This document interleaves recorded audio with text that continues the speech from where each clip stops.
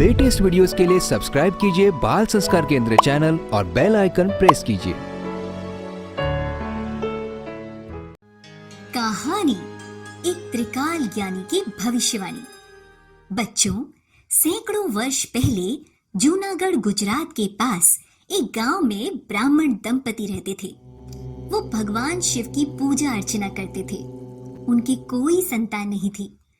उनकी भक्ति से प्रसन्न होकर एक दिन भगवान शिव ने ब्राह्मण को सपने में दर्शन दिए और बोले, भक्तराज, तुम्हारे भाग्य में संतान नहीं है, परंतु मेरे आशीर्वाद से मेरा अंश तुम्हारे घर में पुत्र रूप में पलेगा। कल सुबह मंदिर के फूलों में तुम्हें एक बालक मिलेगा। उसे ही अपनी संतान मानकर पालन पोषण करना। वह बड़ा होकर त्रिकाल ज्ञानी बनेगा। सुबह पति पत्नी दोनों बड़ी प्रसन्नता से मंदिर में पूजा कर ही रहे थे कि इतने में किसी बालक के रोने की आवाज आई। स्वामी, ये तो किसी बालक के रोने की आवाज है। हाँ प्रिय, तुम्हारा अनुभव उचित प्रतीत होता है। आओ चलकर देखें आखिर कौन है। वे दोनों बालक के पास गए और उसे गले से लगा लिया। स्वामी, ये तो बहुत सुंदर बालक है। हाँ प्रिय, यह भगवान शिव का प्रसाद है, या ऐसा कहें कि यह दिव्य बालक साक्षात भगवान शिव का अंश है। बच्चे को स्नेह पूर्वक सीने से लगाते ही माँ का वात्सल्य दूध बनकर फूट पड़ा। ब्राह्मण दंपति बच्चे को घर ले आए। माँ ने बालक को पयपान कराया। ब्राह्मण ने गांव के मुखिया से मिलकर उसे भगवान शिव के अलौकिक स्वप्न एवं मंदिर के बाहर दिव्य पुत्र प्राप्ति के बारे में सब बताया। मुखिया जी बहुत प्रसन्न हुए। ब्राह्मण देव, यह तो बहुत प्रसन्नता की बात है कि आपके घर में साक्षात भगवान शिव का प्रसाद आया है। यह बालक देवों का देव महादेव का दिया हुआ है, इसलिए इसका नाम देवो ही रखो। इस प्रकार बालक का नामकरण हुआ। बालक की बहुत अद्भुत विशेषता थी कि वह संस्कृत के श्लोकों को सहज ही याद कर लेता था। बालक बड़ा होकर देवायत पंडित के नाम से सुप्रसिद्ध हुआ। देवायत पंडित ने कई भविष्यवाणियां की। शताब्दियों पहले उन्होंने जो सबसे पहले भविष्यवाणी की थी वो यह थी, कलयुग में पाप का दौर आएगा। धरती पापी जनों का भोग मांगेगी।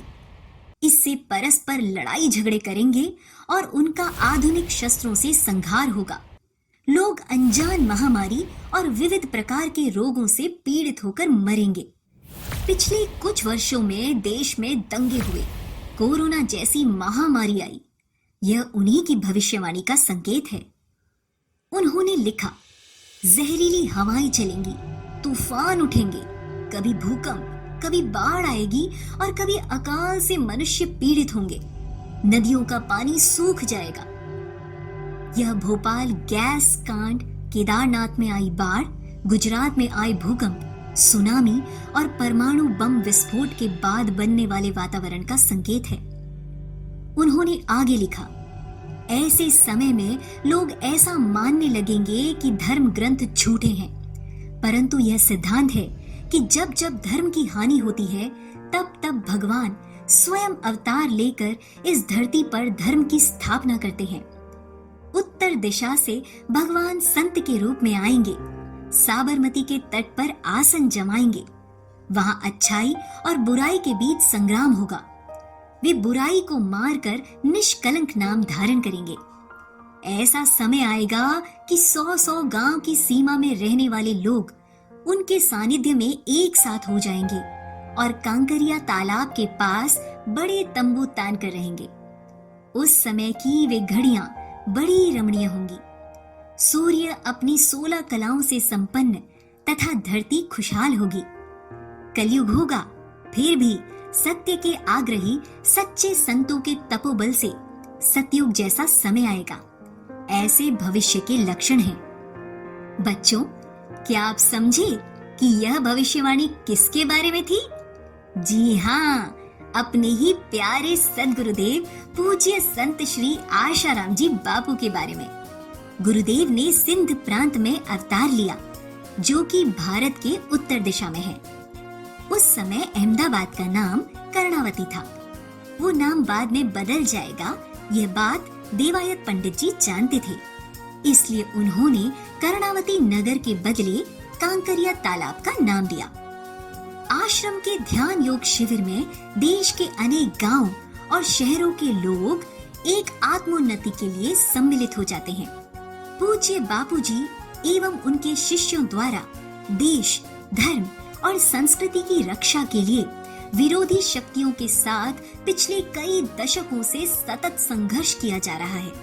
सभी जानते हैं कि सनातन धर्म संस्कृति की रक्षा करने के लिए बापूजी 50 सालों से लगे हुए हैं। आज पाश्चात्य जगत की शक्तियां भारत की संस्कृति, संस्कार व परंपराओं को नष्ट करने में लगी हैं। पूज्य बापूजी अनेक प्रकार के झूठे आरोप सहकर भी संस्कृति की रक्षा में अपने करोड़ों साधकों को साथ लेकर लगे हुए हैं। वे तो कहते हैं कि विश्व गुरु हो भारत प्यारा, ऐसा है संकल्प हमारा। अब निश्चित ही सुंदर सुहावना समय आएगा। देवायत पंडित की भविष्यवाणी आज भी पत्थर पर शिलालेख के रूप में गुजराती भाषा में अंकित है। सामुद्रिक शास्त्र के एक प्रसिद्ध विद्वान ने पूज्य बापूजी के श्री चरणों और कर कमलों का अवलोकन करके कहा कि पूज्य बापूजी पहले 16 बार अवतार ले चुके हैं और अब 17वीं बार हम लोगों के बीच धर्म की पुनर्स्थापना करने के लिए आए हैं। हम लोगों के उद्धार के लिए जिन्होंने इतने कष्ट सहे, ऐसे प्यारे सदगुरुदेव के श्री चरणों में बारंबार कोटि कोटि प्रणाम। सब कुछ दीना आपने, भेंट धरूं क्या नाथ, नमस्कार की भेंट धरूं जोड़ के दोनों हाथ। बोलो सदगुरुदेव भगवान की जय।